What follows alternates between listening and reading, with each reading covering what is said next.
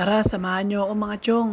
Dahil ngayong araw, magpapakabit kami ng aircon para hindi na pagpawisan ng aking anak.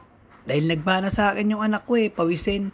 At yun nga, dumating na yung head technician ng Peace Aircon. Pwede may ramagdan?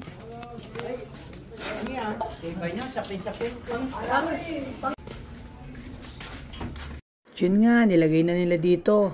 Dahil magbubutas na sila maya-maya. Paring ba? Ayan. Yan ang karton. Oh, yan. At yun nga, humingi kami ng karton kay Tita Teteng para hindi magasgasin yung tiles namin. Dahil magbabagsakan mamaya yung mga bato pag nagbutas na sila ng dingding.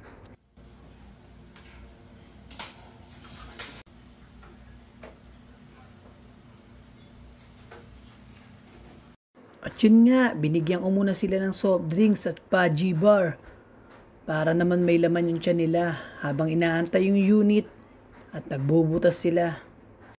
At yun nga, nagbutas na si Kuya.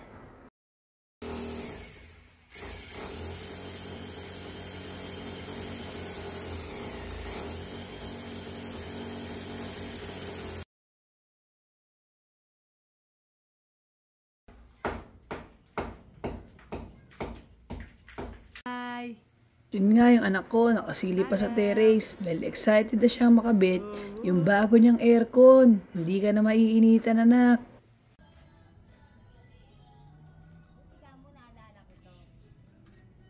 At yun nga, dumating na nga yung unit natin.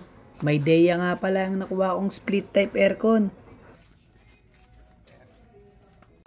At yun nga, pinabili kami ng head technician nila ng tubo para sa drain ng aircon. Ito nga pala kami bumili kay J. Enson. What's up? At yun nga, nakabalik na kami. At syempre, pinakain ko muna yung mag-ina ko habang ginagawa yung aircon nila.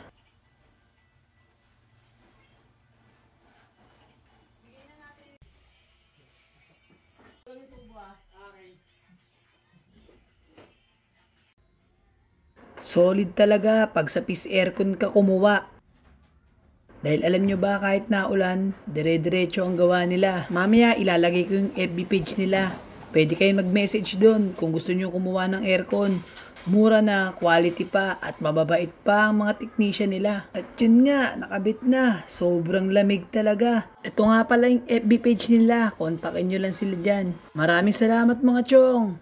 Thank you, family.